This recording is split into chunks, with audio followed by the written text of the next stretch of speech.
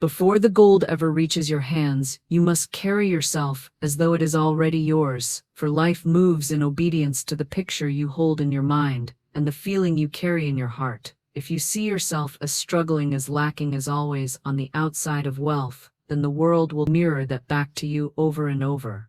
But if you begin today to walk, speak, and decide as though you are already the millionaire version of yourself, the doors that seemed locked will swing open because you have aligned with the frequency of abundance. Every fortune that has ever been built began first in thought and spoken word.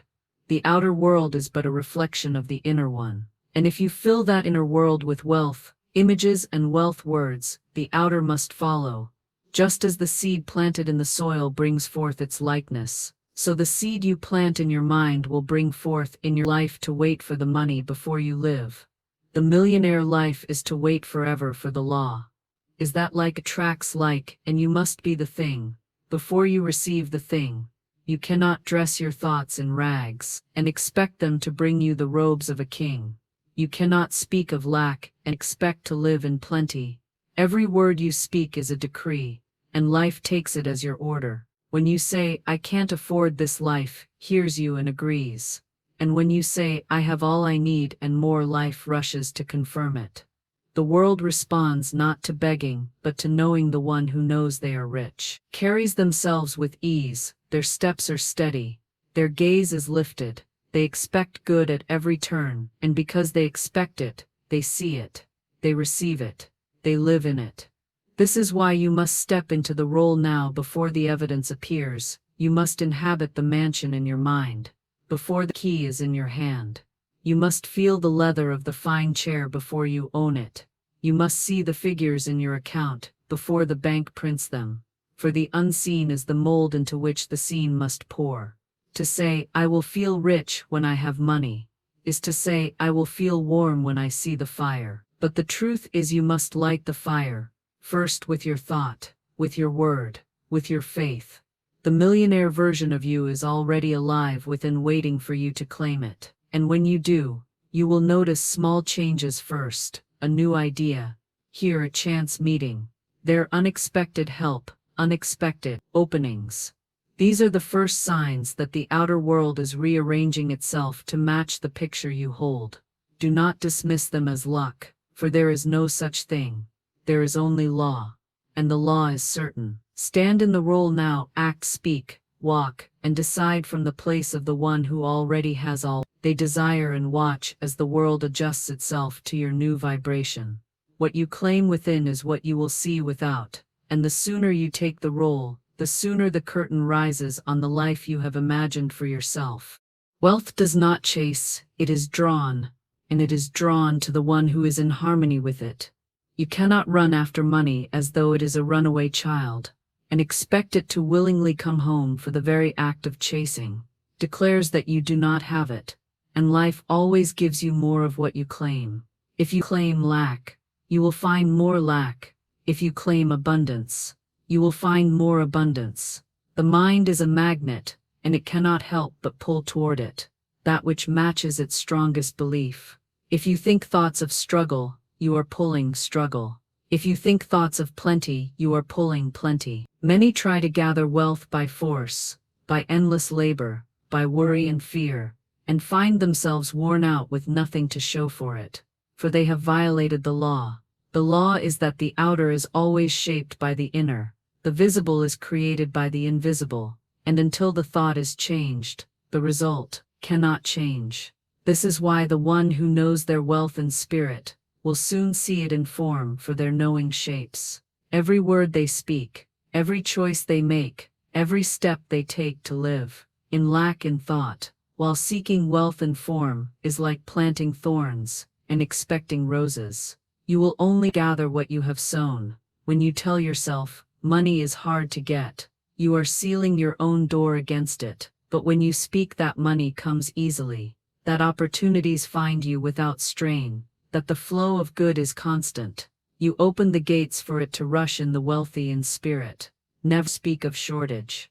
They never dwell on what they do not have. They fix their vision on the supply that is ever present, and because they do not break their gaze from it, they walk straight into it. The Florence truth is simple yet profound. Your word is your wand, and what you speak shapes your world.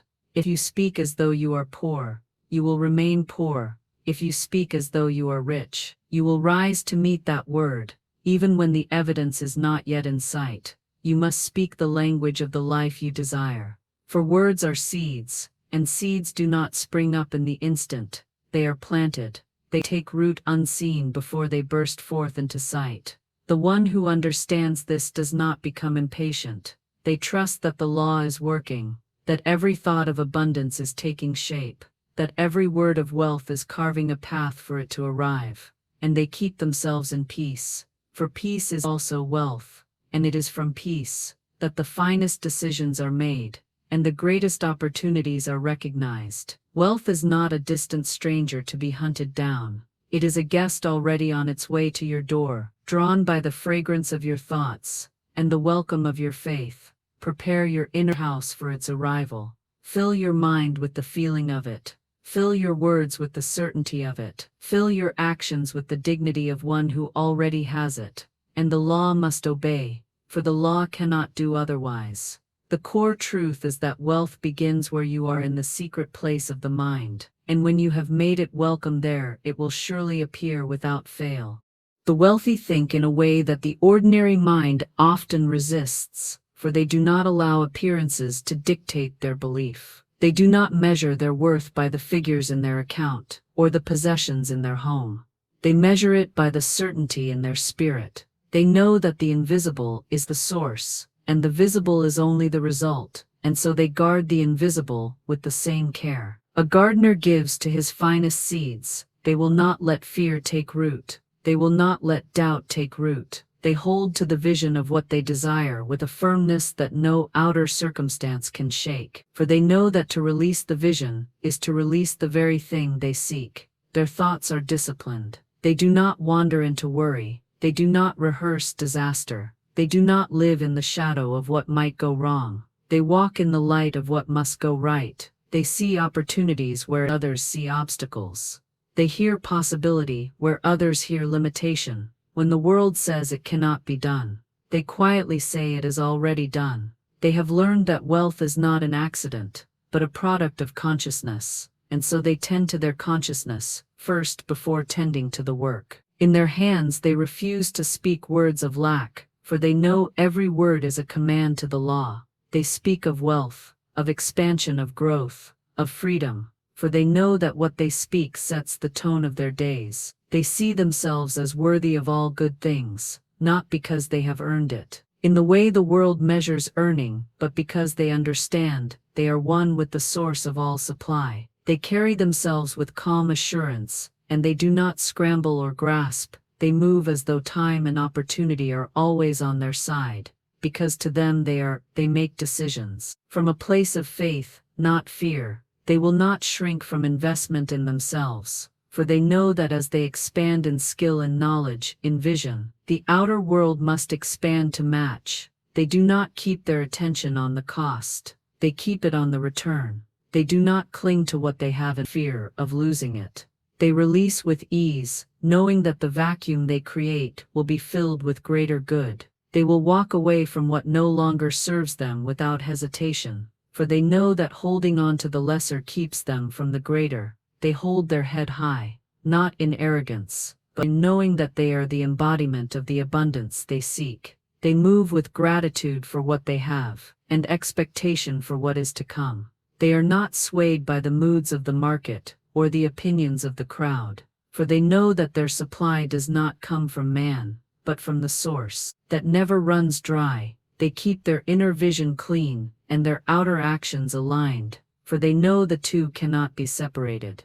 They are masters of their attention, for they know that where attention goes, energy flows, and where energy flows, results grow. They refuse to invest attention in fear, lack, or limitation, and so they never reap it. They keep their focus on wealth, in thought, and so wealth must answer them in form. Gratitude is the golden key that unlocks every door, for when you give thanks for what you have, you declare that you are already in possession of good, and the law rushes to give you more to match that declaration. The ungrateful heart shuts the gates of abundance, for it tells life that nothing is enough, and life responds in kind. But the grateful heart is like fertile soil, it multiplies whatever is planted in it. For gratitude is not only a response, it is a creative force. It shapes your vibration and draws to you the likeness of what you praise. When you give thanks for the smallest coin you hold, you prepare the way for greater sums. When you give thanks for the simplest meal, you prepare the way for a feast. When you give thanks for the roof over your head, you prepare the way for a mansion. For the act of gratitude says to the law, I am ready for more, and the law never denies readiness. The one who waits to feel grateful until they see great wealth will wait endlessly, for they have reversed the order. The truth is, you must bless the small before you can bless the great. You must praise the little before the much can appear, for the law cannot multiply what you will not value. When you look at your life and speak only of what is missing, you blind yourself to what is already given, and what you cannot see, you cannot grow. But when you choose to see the good in every circumstance, even the ones that seem barren, you water the unseen seeds of your harvest, and they begin to break through into view. Gratitude lifts your spirit above fear. It quiets the restless mind. It turns your attention from lack to supply, and where your attention rests, your life will grow. The wealthy in spirit give thanks before the evidence appears. They give thanks for the business before the clients arrive. They give thanks for the home before the key is in their hand.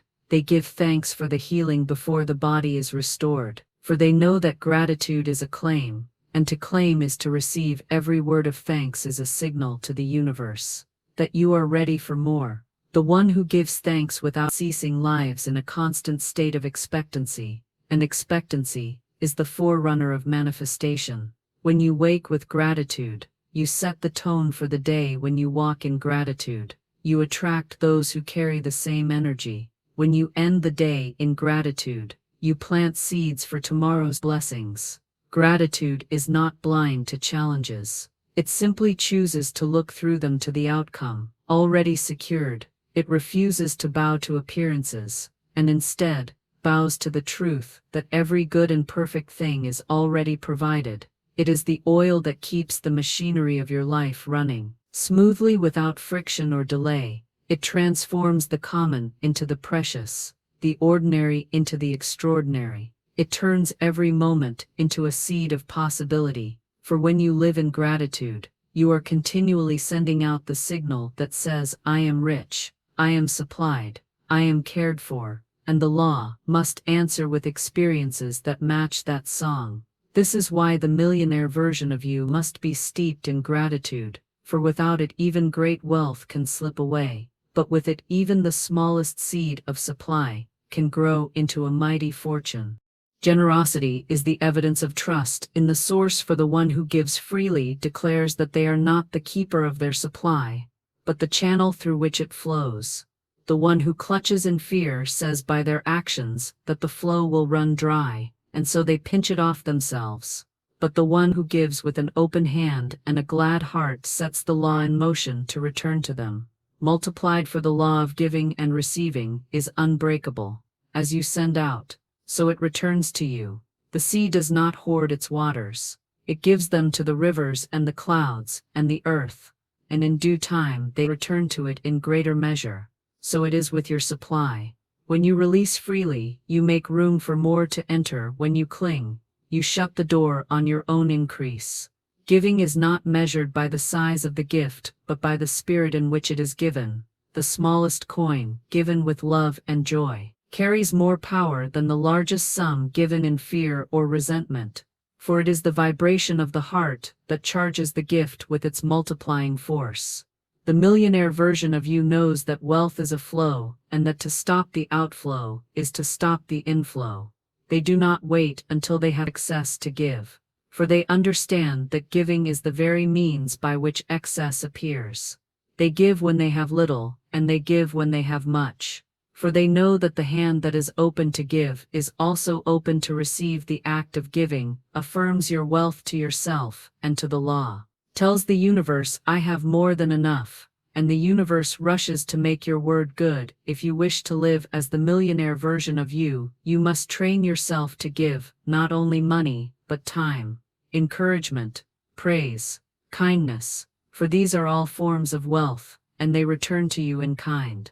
The one who sows sparingly reaps sparingly, but the one who sows generously reaps in overflowing measure. Giving also frees you from the chains of fear, for fear whispers that you must keep what you have, or it will be gone. But giving shouts, I am supplied, I am secure, I am part of an endless stream, and fear cannot live in the heart that knows this truth. When you give with joy, you set yourself apart from those who live only to grasp, and hold for the grasping hand will one day find it holds nothing, but the open hand will always be filled. Giving aligns you with the very nature of the source, which is constant outpouring. It allows you to mirror the abundance from which you came, and to prove in your own life that the more you give, the more you have, the more you bless, the more you are blessed, the more you release, the more flows back to you. The millionaire version of you does not ask, what will I lose if I give, but what good will I set in motion? They understand that every gift given in faith is a seed, and seeds never return in the same form or the same size. They return greater, richer, fuller, for that is the law. When you live in this spirit, you step into the rhythm of abundance, and in that rhythm there is no lack, no limitation, only the constant song of more than enough. Faith is the foundation upon which every form of wealth is built, for without faith, you are like a builder who lays bricks upon sand and wonders why the walls cannot stand. Faith is the inner certainty that what you desire is already yours before a single outward sign has appeared. It is the quiet knowing that the supply is on the way. Even when the shelves look bare, it is the unshakable trust that the way will open, even when every door appears closed. The millionaire version of you lives in this trust as naturally as breathing. They do not ask, how will it come?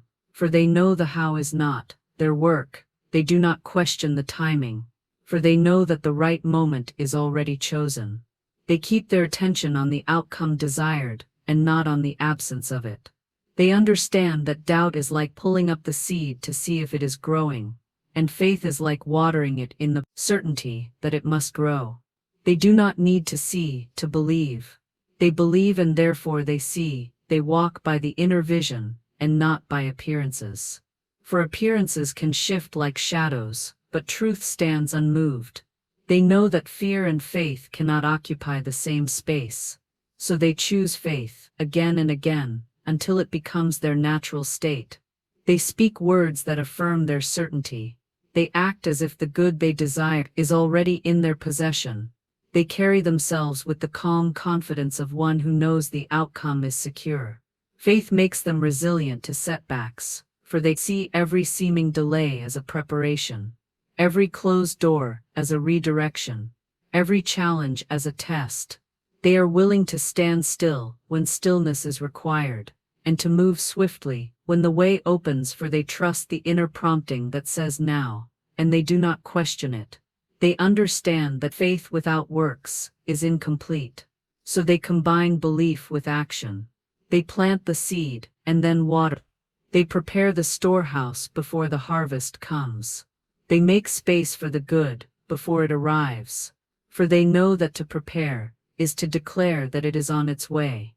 They refuse to speak words of failure, for they know words are carriers of faith or doubt, and they will not give power to the latter. They guard their conversations and their thoughts as a banker guards a vault, for in them lies the wealth they seek. When fear knocks, they answer with the truth that the source of their supply cannot fail. When doubt whispers, they speak louder with the knowing that all things are working together for their good. They live in the present moment, as though the future is already here. They do not postpone their joy until the evidence appears. They rejoice now, and the rejoicing becomes the magnet. For more, they refuse to be swayed by the opinions of those who cannot see their vision. For they know that not all can see the seed before it breaks the soil.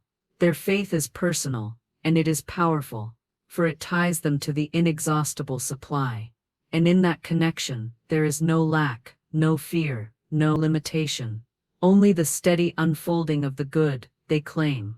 Persistence is the proof that you truly believe in the vision you hold, for the one who gives up at the first obstacle declares with their actions that they do not expect to win, but the one who persists through delay, difficulty, and doubt shows the universe they are certain of the outcome. Persistence is the steady drumbeat that calls forth the manifestation.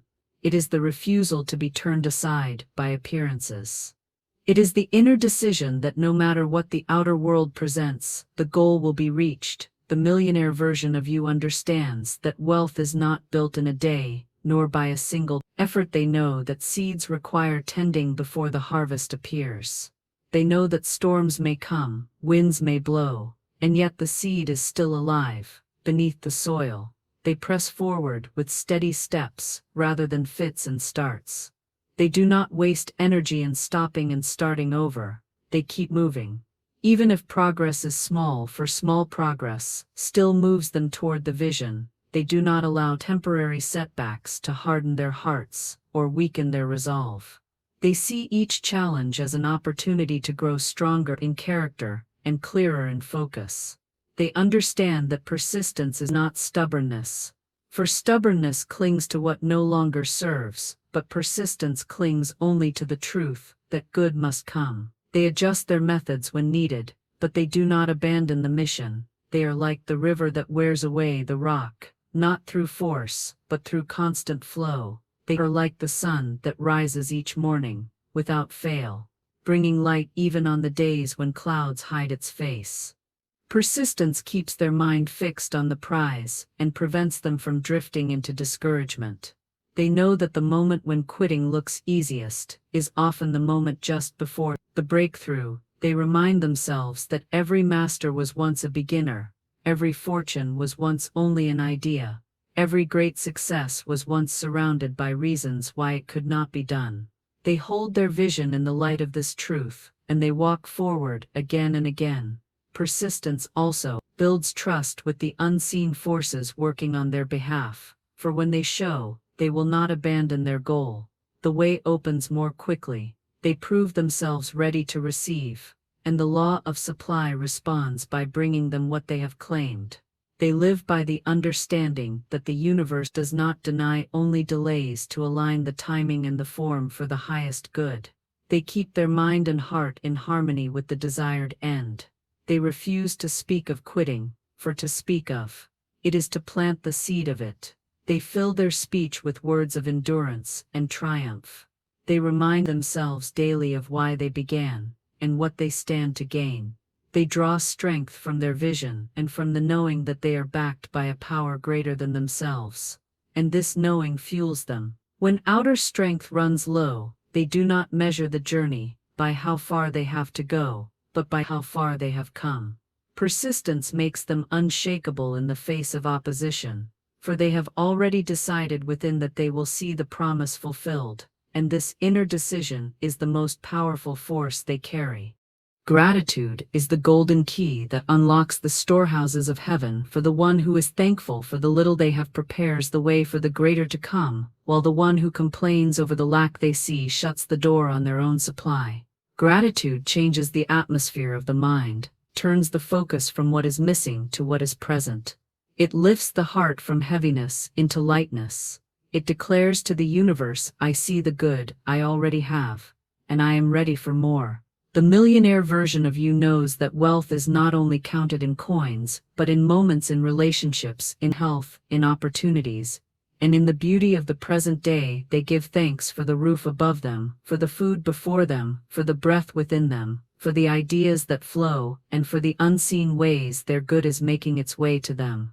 They understand that to bless what they have is to multiply it, for blessing is the recognition of value, and what is valued increases. They give thanks not only for the visible blessings, but for those still unseen. They thank in advance for the answered prayer, for the open door, for the provision already on its way. They know that thanksgiving before receiving is the highest form of faith, for it says without words, I know it is mine. They keep their mind free from envy, for envy says I lack what another has, but gratitude says I have my portion, and it is good. They turn their eyes away from comparison and toward appreciation, for they know that comparison is the thief of joy, while gratitude is the multiplier of joy. They make a practice of speaking words of thanks aloud, for spoken gratitude carries a vibration that lifts the mind above fear and doubt. They give thanks even in the midst of challenge, for they understand that each trial brings with it the seed of greater good. They refuse to curse their circumstances, for to curse is to bind, but to bless is to free. They bless their work even if it feels small, for they know that every great fortune was built from something small. They bless the people in their lives, for each one plays a part in their journey. They bless their own efforts, for each step they take is guided by an unseen wisdom. They write their blessings down to remind themselves that they are already rich in many ways, and in doing so, they build a consciousness of abundance that draws more to them. They end each day by recalling what went well and giving thanks for it. They begin each morning by speaking their gratitude for the day ahead. They keep this practice not as a duty but as a joy, for it feeds their soul. They understand that gratitude is not passive. It is an active force that sets the law of increase into motion. It is the acknowledgement that the source of all good is infinite and unchanging, and that supply is constant. They know that the one who gives thanks for the little will be given much, for gratitude keeps the channel of receiving open wide. They live with a thankful heart, and in that thankfulness they find peace, contentment, and an ever-flowing stream of blessings that never runs dry.